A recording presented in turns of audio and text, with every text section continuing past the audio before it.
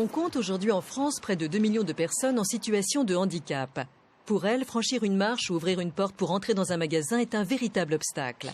C'est pourquoi, dès 2015, les commerces de proximité en ville comme à la campagne devront s'adapter. Recevoir dans les meilleures conditions, personnes handicapées ou âgées et des parents avec des poussettes d'enfants est la moindre des choses. Dans ce magazine, vous allez découvrir comment certains commerçants ont déjà commencé à faciliter le quotidien de tous les consommateurs.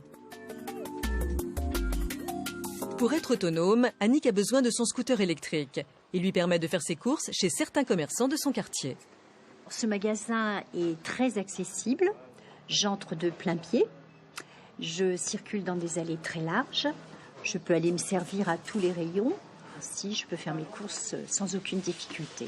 Ce magasin n'est absolument pas conçu pour les handicapés.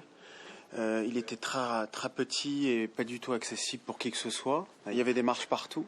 On a élargi les allées principales et on a comblé les marches avec des petites pentes douces. Dès la conception du magasin, on a travaillé l'accessibilité des handicapés et des poussettes pour les mamans. Aujourd'hui, effectuer des travaux pour rendre sa boutique facilement accessible reste encore rare. Par exemple, dans ce magasin de literie, l'aménagement n'a pas été conçu pour faciliter l'accès aux personnes à mobilité réduite.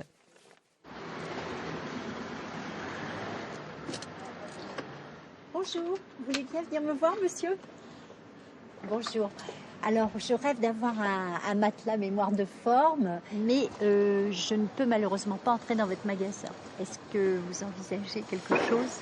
Idéalement, ce serait de savoir exactement ce qui vous conviendrait le mieux. Pour nous, en effet, c'est facile quand on ne peut pas se lever et marcher, c'est entrer de plein pied ou avoir une rampe, c'est-à-dire un plan incliné qui me permettrait d'entrer dans le magasin avec ce genre d'appareil. Parce que pour l'instant, je vois qu'une solution, c'est que vous me portiez sur le matelas. Pour Corinne aussi, le fauteuil roulant est indispensable pour ses petits déplacements quotidiens. Quand elle se rend chez Laurent Rigaud, son boucher, elle ne peut entrer que grâce au plan incliné qu'il a provisoirement installé. Mais Laurent a un projet qui va bientôt voir le jour.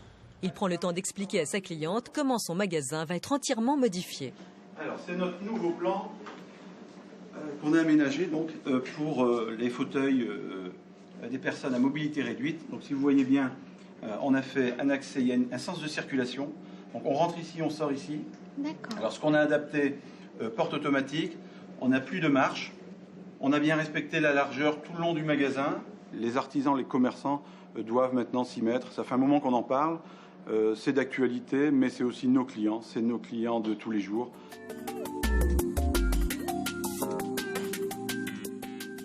Dans certaines zones rurales isolées, le seul magasin est bien souvent un point multiservice. Lieu de rencontre et d'échange entre les habitants, c'est un commerce de grande proximité. Il est accessible aux personnes dont la mobilité est réduite. On peut y trouver l'essentiel de l'alimentaire, envoyer une lettre recommandée ou encore déposer un vêtement destiné au pressing, mais pas seulement. On a développé un nouveau service pour coller le plus possible aux besoins des gens, qui est le service de portage de repas à domicile pour les gens, notamment qui ne peuvent plus se faire à manger chez eux. Bon appétit, bonne journée. Allez, au revoir. Ça nous donne vraiment la reconnaissance des gens, le sourire quand ils rentrent dans le magasin, et ça nous rend utile, et nous, ça nous donne le sourire aussi. Cette commerçante n'est pas à court d'idées pour faire plaisir à sa clientèle. Une fois par mois, elle organise un atelier cuisine. À chaque fois, une dizaine de personnes participent à cette initiative, histoire de partager ensemble le goût des bonnes choses. On apprend beaucoup de choses, on s'entend toutes, il y a une bonne ambiance. Le point multiservice est un concept qui se développe sur tout le territoire. On en compte aujourd'hui près de 250. Lorsque l'on parle de handicap, on a souvent tendance à penser aux personnes en fauteuil roulant. Pourtant, la cécité est un autre exemple d'infirmité qui pénalise dans la vie de tous les jours. Pour Jean-Christian, qui est non-voyant, faire ses courses n'est pas simple. C'est le genre de magasin où je ne peux pas me débrouiller tout seul. Les rayons ne sont pas vraiment installés de façon régulière ou carrée, donc là j'ai besoin d'une aide humaine. Chez le marchand de fromage, Jean-Christian ne peut pas toucher la marchandise. Alors tout repose sur la convivialité. Le fromager l'a bien compris, il n'hésite pas à faire goûter ses produits à ses clients.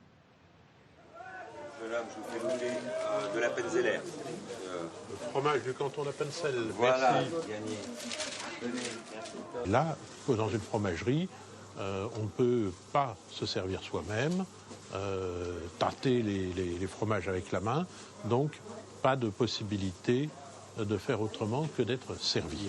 Et là, c'est la qualité humaine, c'est l'aide humaine qui prime. Et l'aide humaine, elle est capitale dans bien des questions d'accessibilité et notamment dans les commerces.